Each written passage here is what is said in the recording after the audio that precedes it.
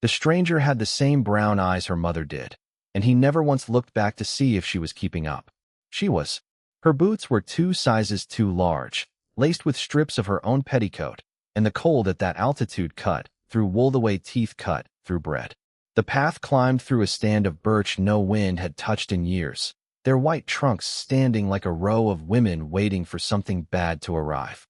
The mud was older than any of them, packed down by deer and the early trappers, and it gave way under each step in a small mannered way, as if the mountain were deciding, 1 foot at a time, whether to let her pass. Elara Calloway had been told she would be a housekeeper. For $9 and a wedding ring her stepmother had taken from the parlor drawer, she had been traded to a man whose name she did not know, on a mountain she had never seen, for a year of work she had not agreed to. Her brother, 5 years old and asleep against her hip, breathed warm and slow against her neck. He did not understand where they were going. He had only understood, very clearly, that wherever she went, he was going too. She had stolen him. That part mattered. It meant she could not go back, even if the law let her.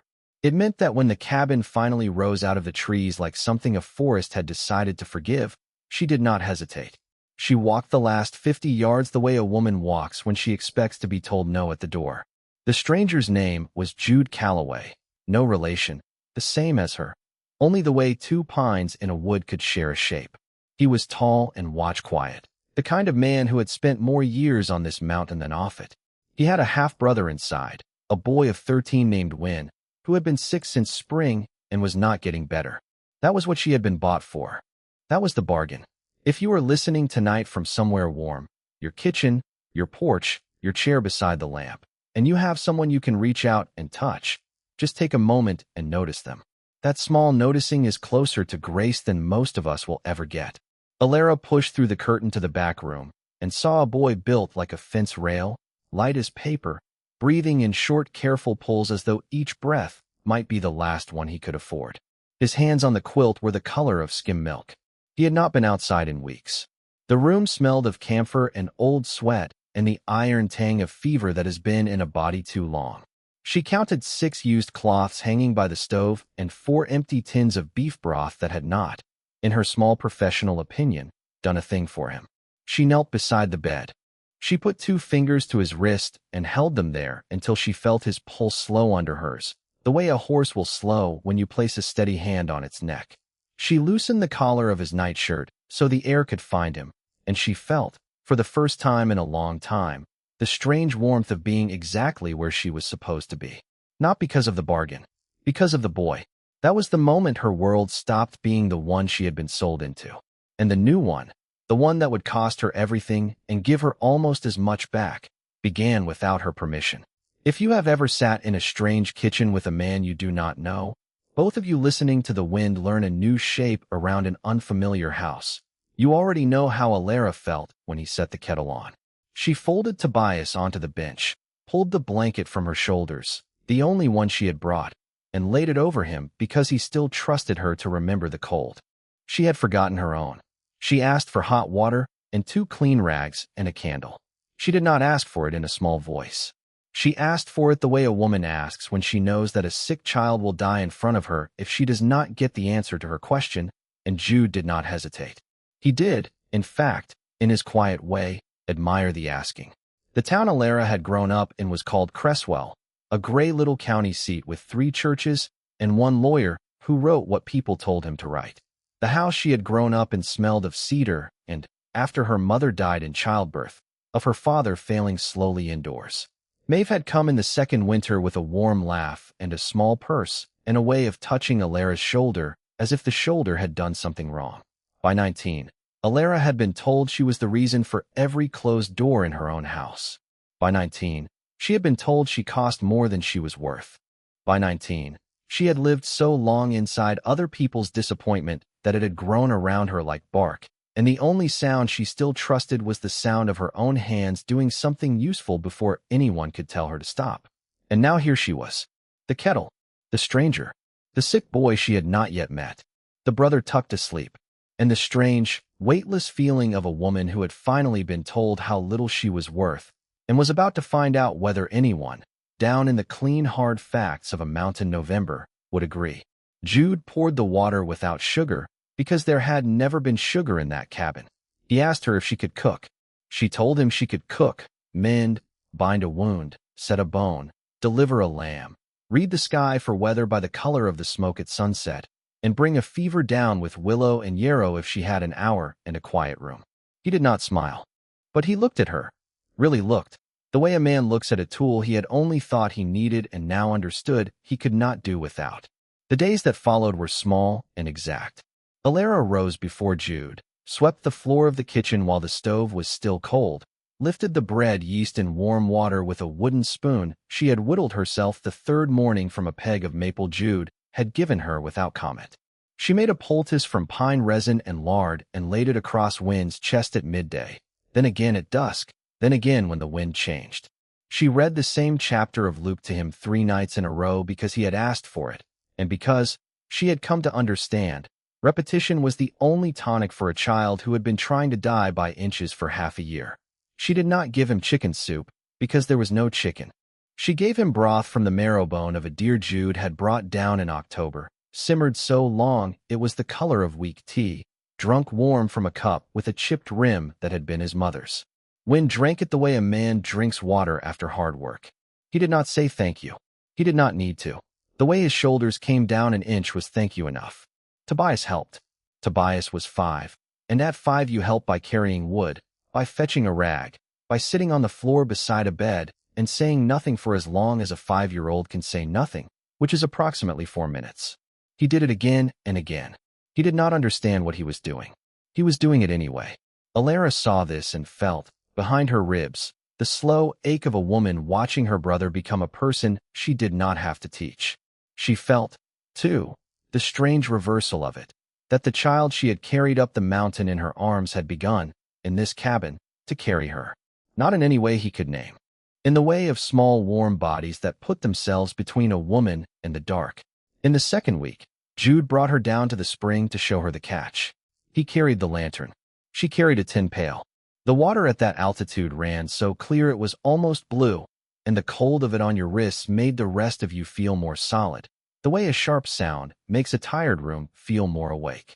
He told her, walking back, that the cabin had been his mother's and then his, and that the year he lost her, the year he lost Wynn's sister to the fever in the valley, he had taken to walking up from the barn at night and standing at the spring until his feet went numb, because numb was better than the other feeling. He told her that because she had asked, in the only honest way you can ask a man like Jude, by doing the work first and asking after. The harder choice, again, was walking back up the path behind him. The harder choice was not correcting him when he said my sister. She could have told him, then, that Wynn was her half-brother too, by blood, by something no paper would ever record. Maeve had married Elara's father when Elara was 9. Tobias was the child of that marriage, and Wynn was the child her father had fathered with the woman who would become Jude's mother before either of them married anyone else. That was the shape of it. The shape of it meant that the boy in the back room was, by every honest measure of family, hers twice, and that telling Jude would have changed nothing good and unmoored a great deal. She chose, instead, to let the man believe he had earned her by work alone, and not by the strange coincidence of family that had put them both in that same clearing in the same year of the same hard decade. In the morning, Jude came back from a walk down the hollow and brought the widow Marsh up with him to see if the new housekeeper was what she said she was. The widow was a small woman made entirely of straight lines and had spent 40 years in a house where nobody told her she was a burden, and you could tell, because she wore her opinion the way a baker wears flour. She stood in the kitchen doorway and looked at Elara and said, "You didn't come up here married." "No, ma'am." "He didn't bring you up here as a wife." "No, ma'am." "Then why are you here?" The right answer to that question was a story Elara could not afford to give away. So she gave the other one, the true one, the small one. Because there is a boy in that room who needs somebody who knows how to sit still with a sick child for as long as it takes. I have been that somebody for my brother since I was 9. I figured I was qualified. The widow looked at her for a long count of 5. Then she nodded, once, the way a country woman nods when she has decided something, and she walked back down the mountain without saying another word. One question, asked on the way down the path, Jude told her afterward, was the only thing the widow had said to him. She had looked back at the cabin and said, That girl has a face like a woman who has been carrying something alone for a long time. Make sure she gets to put it down." Jude did not know what to say to that. He said nothing. He brought the answer back up the path in his pocket the way country men carry useful things, for later, when the language is right. Elara understood, just from the nod, that Cresswell had reached this cabin before her. That Maeve had been talking longer than she had been walking. That the people who had paid $9 and a wedding ring for a woman's year had not paid for a scandal. She understood that whatever she did in that cabin, she would have to do without friends, and that the harder she worked, the harder people would watch her work. The harder choice was simple, and it had just arrived. She could take Tobias in the night, walk the 10 miles back down to Cresswell, hand the boy to Maeve, and let the town have her back the way a dog is given back when it bites. She could be safe again, safe and ruined and blamed by everyone who had ever blamed her for anything. Or she could stay. She could be looked at. She could do the work she was being paid for, and another quieter work besides, and she could find out what she was when no one in her old life was allowed to see it. She did not take Tobias in the night. She did not even look toward the door at the hour when most women on the run start listening for footsteps. She braided her hair by the fire, and when Tobias woke, crying at the change of weather, she held him against her chest and said, almost to herself, "Funny how the broken ones find each other before the whole ones do." Jude, on the other side of the curtain, did not answer. There was nothing to add to that. It rained for 9 days straight, and the hollow turned into a throat for the wind. The rain was not the problem.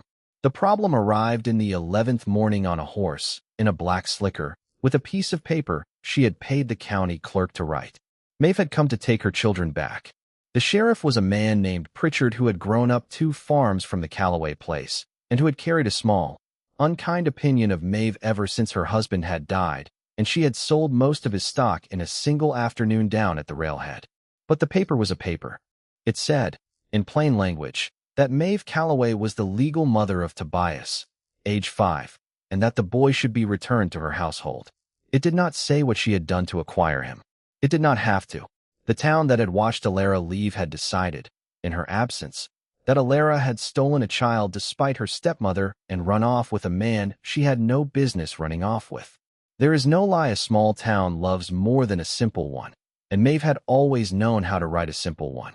Pritchard read the paper aloud at the kitchen table, standing, because Jude had not invited him to sit. Maeve stood just behind, her face held in the careful, ugly arrangement of a woman who is about to be proven right and wants the moment to last. Tobias was upstairs with Wynn. Elara had spent the morning teaching Wynn to count his breaths out loud, because when you count your breaths you cannot panic about them. She had been afraid of this moment for 19 years. The form it had taken was new, but the feeling was not. To be told, in front of everyone, that the boy you had raised was not yours. To be told that love is not the same as having. To be told that the thing you had built with both hands was, in fact, the property of a person who had not built a thing. "Don't," Jude said. Not loud, not angry. "Just put down." Pritchard's mouth opened, then closed. "Ma'am, the paper says." "I read it." Jude folded it once. He set it on the table. "The paper says Tobias is her legal child.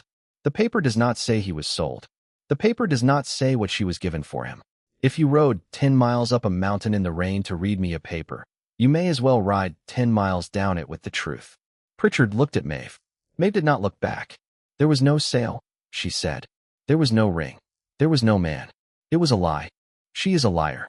The room went quiet in the way rooms do when everyone present can tell that the truth has just been told, and that the truth has been told by the wrong person.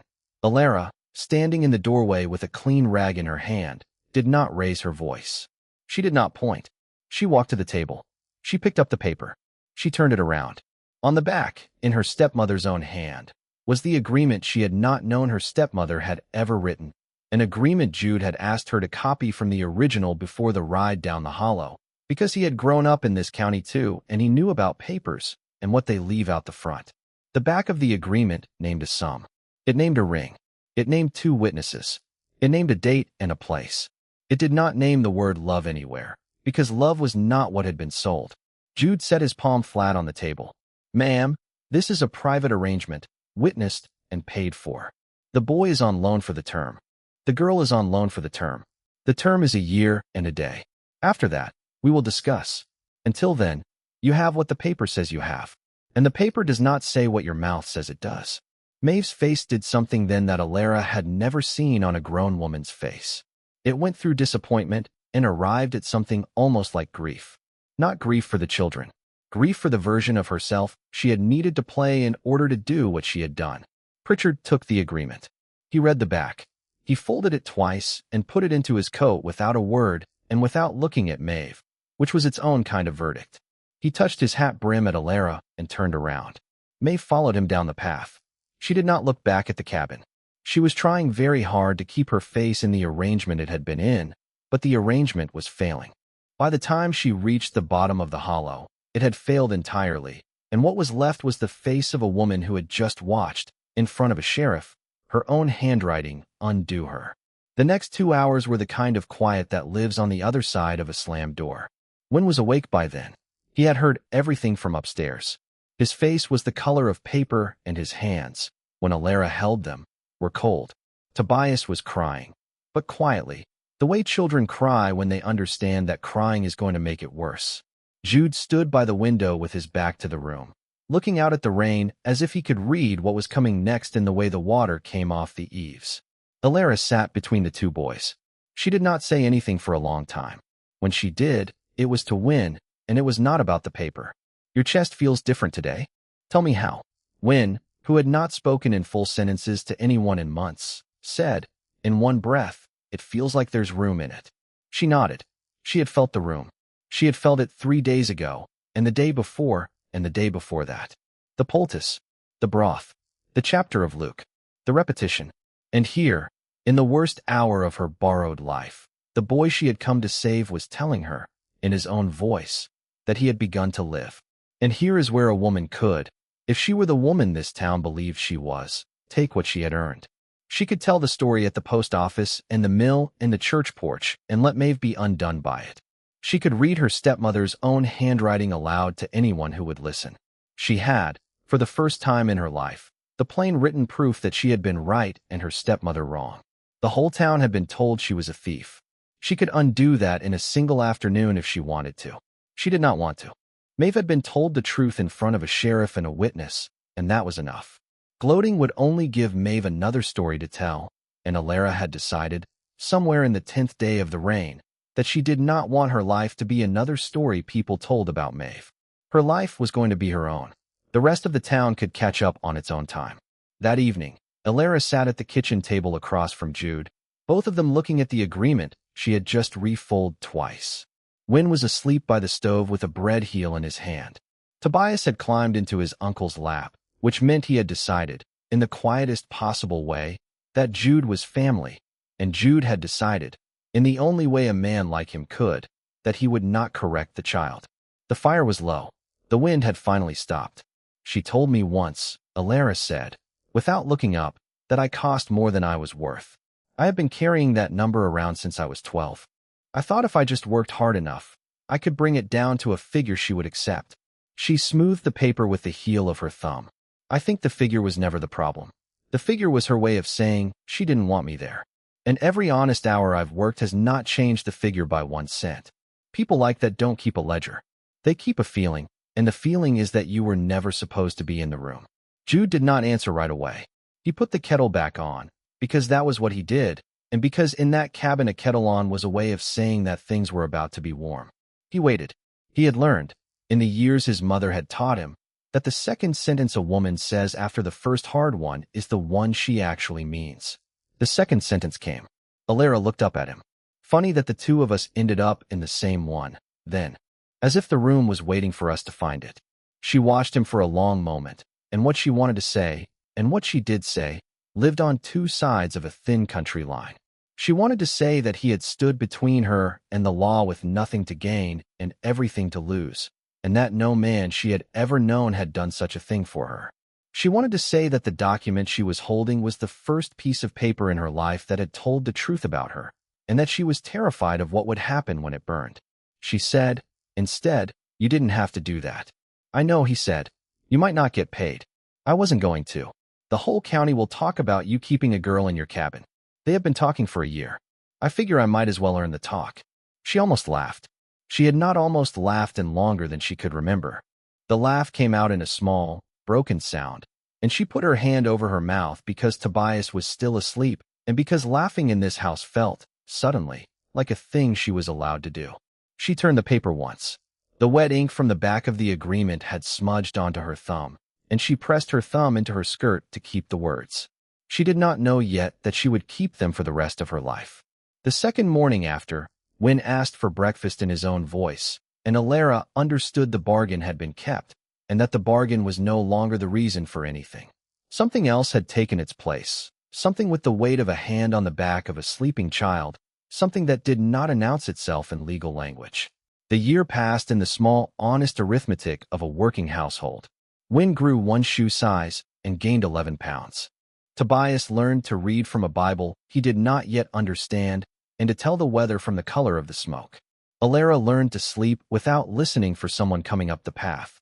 There were other small victories, the kind no one outside that hollow would ever count. There was the morning Wynn walked to the spring on his own and came back carrying his own water.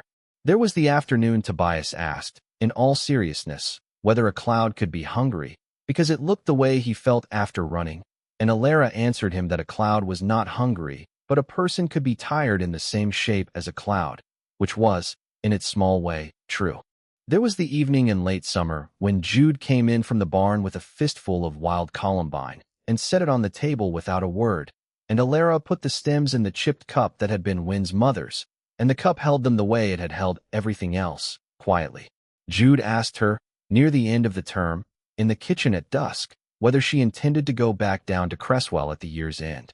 He asked her as a man who has run out of ways to say the obvious. She told him, in the same language, that she had not yet decided, and that she had been trying for a week to find a reason to leave, and that every reason she found was in fact a reason to stay. He nodded, once, the way her father had nodded when something had been settled for him by his own good sense. She understood, just from the nod, what he was not saying. What he was not saying was that he had built, on this mountain, the most honest household he had ever lived in, and that he was not ready to live in another. What he was not saying was the only honest thing left in a man like him. The way a held breath is the only honest thing left in a man who is about to jump. She braided her hair for the working day. He went out to mend a fence she had watched him walk past 3 times in the last month. Tobias played in the yard with a stick horse he had carved for himself from a length of cedar. Wynn sat in the doorway and read aloud to no one, and his voice, small and cracked and growing, was the voice of a boy who had begun to believe there would be a tomorrow worth reading in. The wind off the hollow carried the smell of warm earth the way it had carried the smell of pine resin in November. The household, in the plain language of run-down kitchens and clean quilts, had become the thing the bargain had only pretended to be. By spring, the town had arrived at a different story on its own, without anyone having to carry it up the mountain.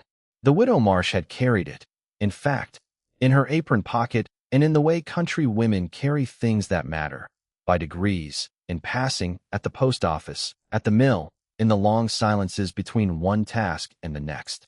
By autumn, the widow had mentioned, to no one in particular at the church supper, that she had seen a boy the spring past who could not walk to the spring, and had seen him walk to it in summer.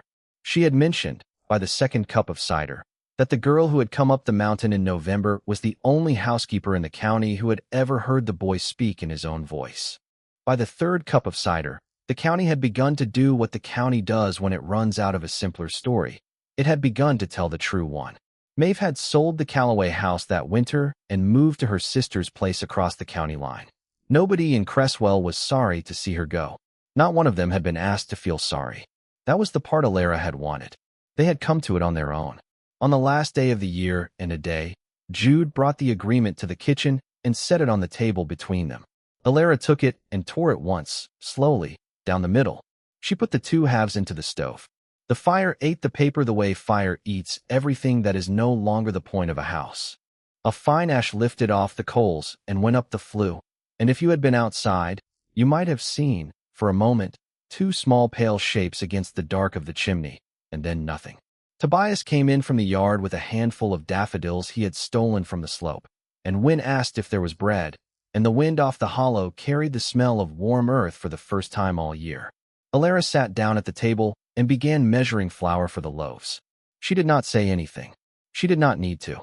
She braided Tobias's hair beside the stove while the bread rose, and Jude carved a small block of pine into a wooden horse for Wynn, who had begun to collect them the way other boys collected arrowheads. The candle on the sill threw a long, quiet light across her hands, and those hands, kneading the dough, brushing flour from her brother's cheek, passing a knot of daffodil stems to the boy she had come to love as her own, were the hands of a woman who had been told all her life she was worth less than the bread she had been paid to bake. She had finally set that number down. It was a small thing, what she did next. She set down the rolling pin. She walked to the window. She looked out at the hollow, and the holler was quiet, and the path down it was empty, and the smoke from the chimney was going the right way for a clear morning. And there was, for the first time in her life, no one waiting at the bottom of it to tell her what she was worth. She rested one hand on the sill, the way you rest a hand on the shoulder of someone you have just stopped carrying. She said, to no one in particular, and to everyone in the cabin, I figure a person ought to be worth whatever they have done in the dark where no one was watching. Then she went back to the bread. If this story sat with you the way I hoped it would, that quiet, steady kind of warm, you can press the like for me, and subscribe at the bell so the next one finds you the same way. Next week, a woman rides into a town no one remembers anymore, carrying a letter that should have been opened 30 years ago. The man who is supposed to be dead is waiting at the end of the road, and the porch light, on the night she arrives, is the only one still lit for 40 miles. Good night, and thank you for keeping me company tonight.